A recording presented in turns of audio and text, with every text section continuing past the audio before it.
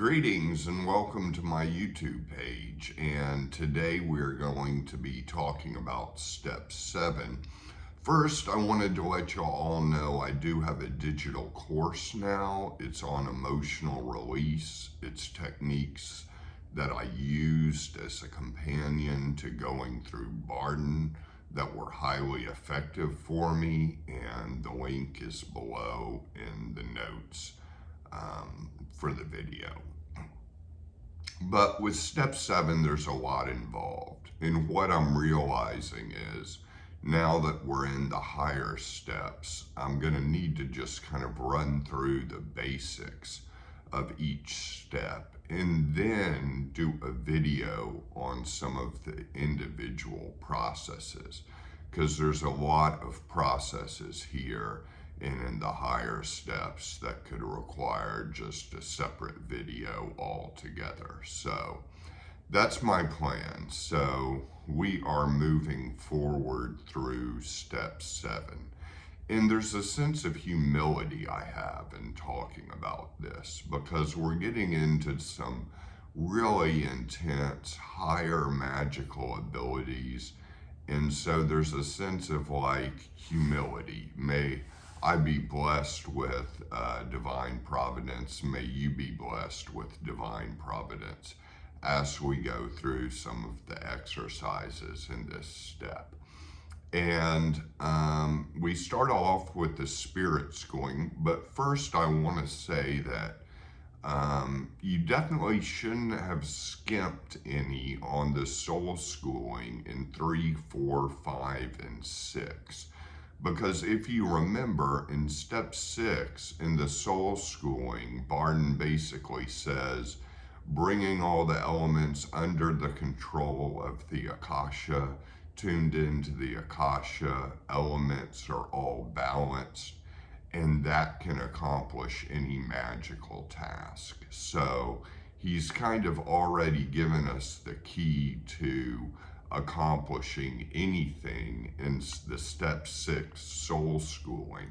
And I feel like people could miss that easily. Anyone could miss that easily, but that's basically the key to all magical work. If you can get the elements strong enough, get them under the control of the Akasha, and get all of those energies moving, you can basically just do anything at that point. Anything meaning any of the magical abilities. So you may want to go back and go through those again.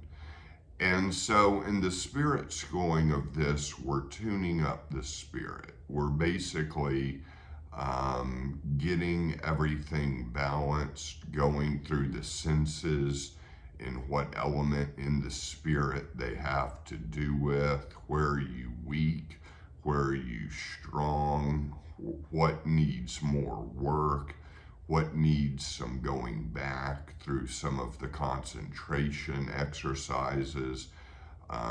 For me, I'm less in the audio, I'm more in the visual and the kinesthetic. The visual comes in the soul schooling as clairvoyance. The kinesthetic comes as clairsentience. But with the audio, I was a little weak. So I needed to kind of work on that and go back and tune that up, and even do some of the concentration exercises in some of the beginning steps with the spirit. Some of the concentration exercises about hearing noises and being able to hear them automatically for an extended period of time. And as I've said before, on the soul schooling in 3, 4, 5, and 6, I spent 2 years. This was not a quick process for me, going through initiation into Hermetics, and I found no need to rush it.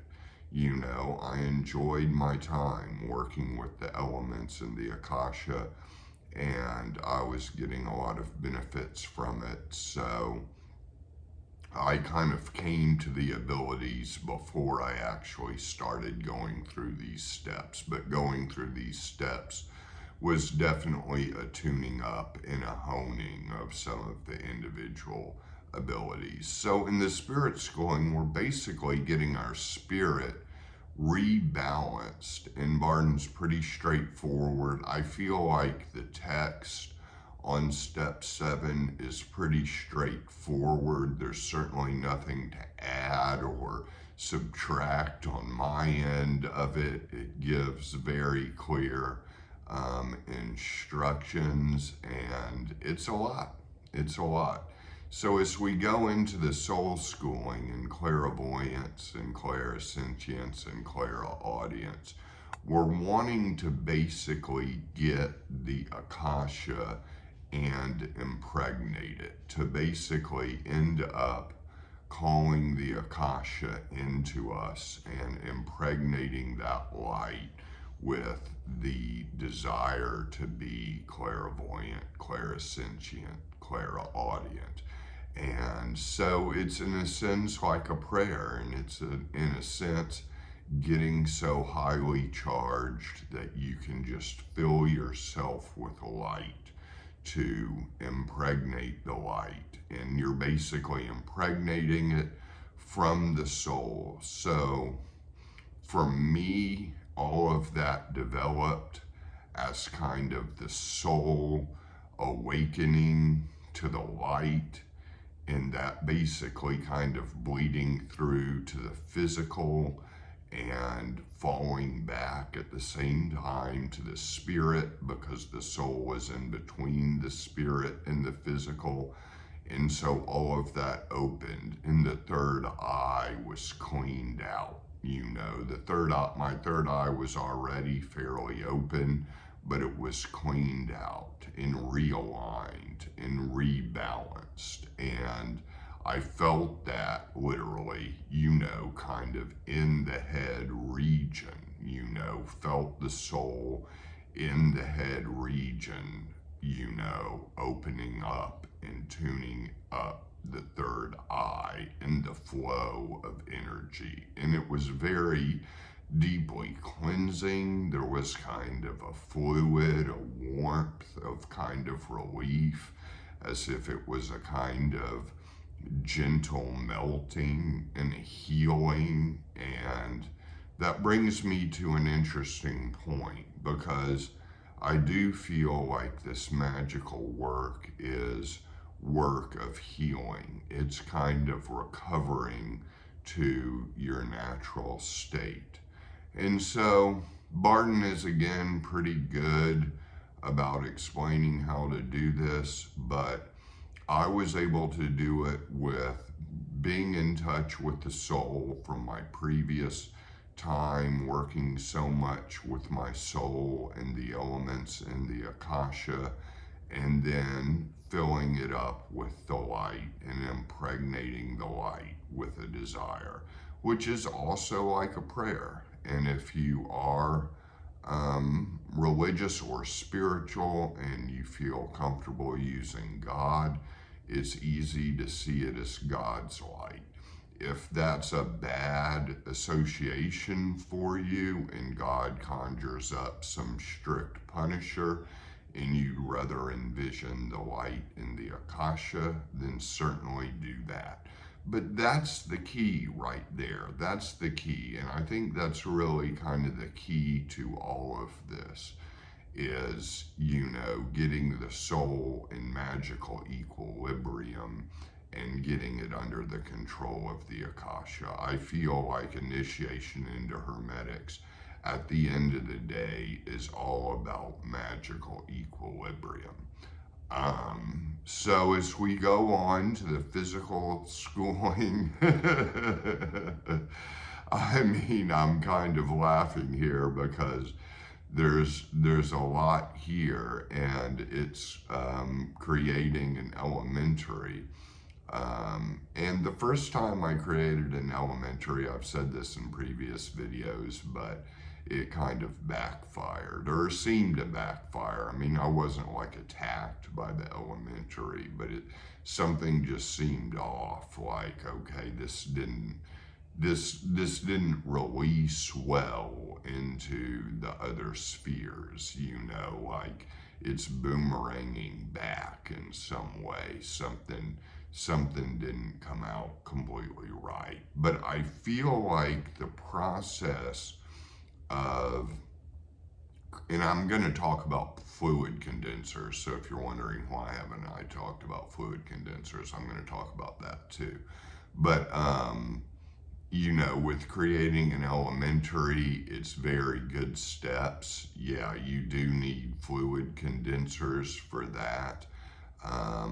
You may or may not find them necessary. I mean, and maybe that makes me not a Barden purist. I think it's a cool process to go through making these fluid condensers, because there's an aspect of alchemy to it that's very alchemical and very kind of,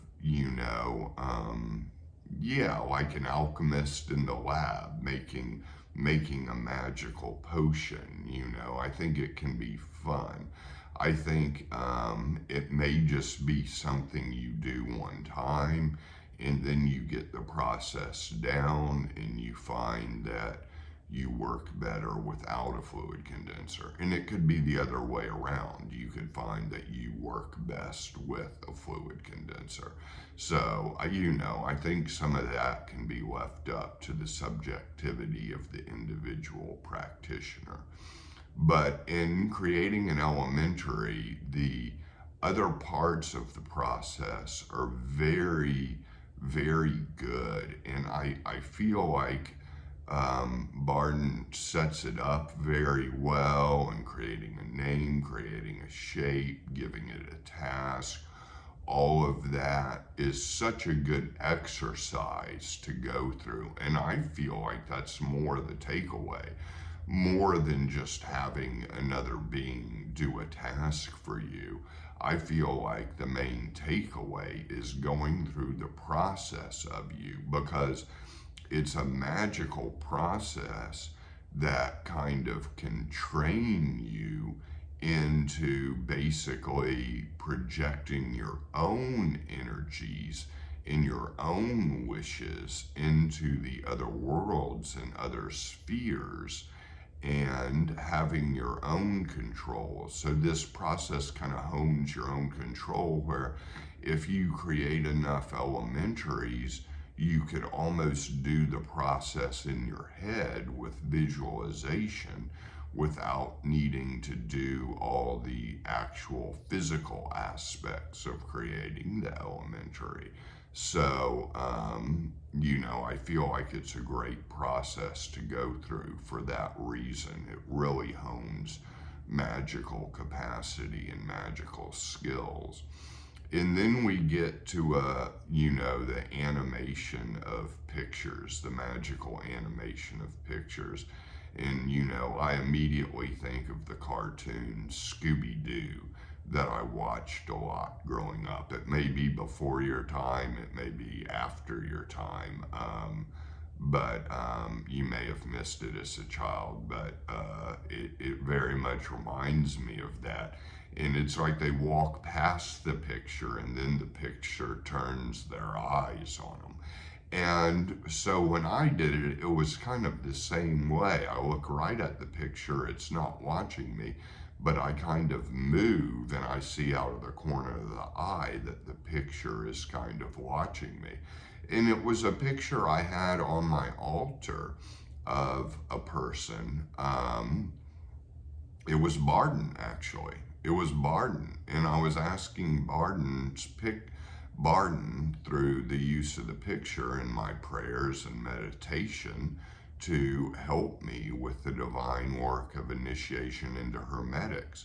And I feel like I put so much attention into it that it became magically animated, and it was very, very cool. As you can see now with my altar in the background, I don't have that picture up, but I may put it back up in the future.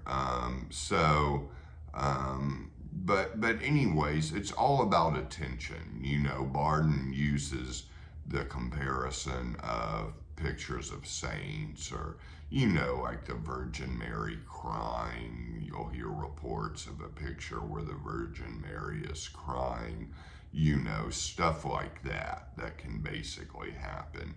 And so it's all about attention, whether it's prayers or whether it's magical impregnation of it.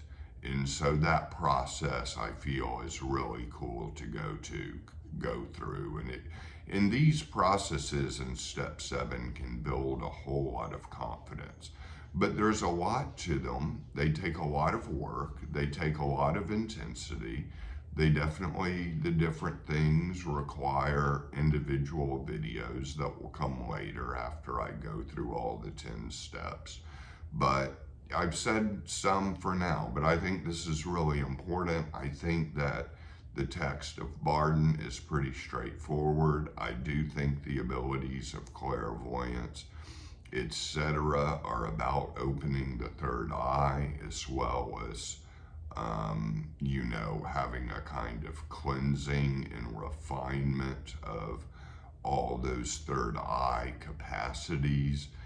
And, you know, I turn it off. I don't keep it on all the time. If I'm doing a psychic reading for a person, then I'll turn on clairvoyance. But otherwise, I keep it off. I don't want all that stimulation coming at me all the time. It's just too much, you know. So I try to keep it off as much as possible.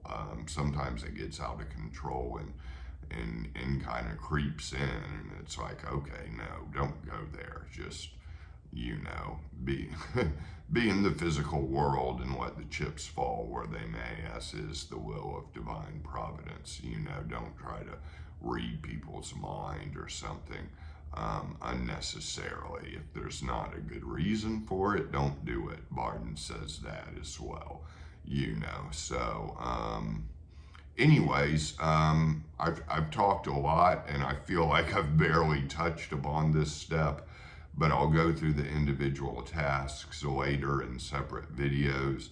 And thank you for tuning in. My first video with the altar in the background. And also, remember the digital class. It's methods of emotional release that really helped me, really provided a good companion to the Barden work. So I wouldn't be selling something if it wasn't something that helped me and worked for me. And you can click on the link below to check out the digital class. All right, many blessings to all of you, and I'll see you on the next video for step 8.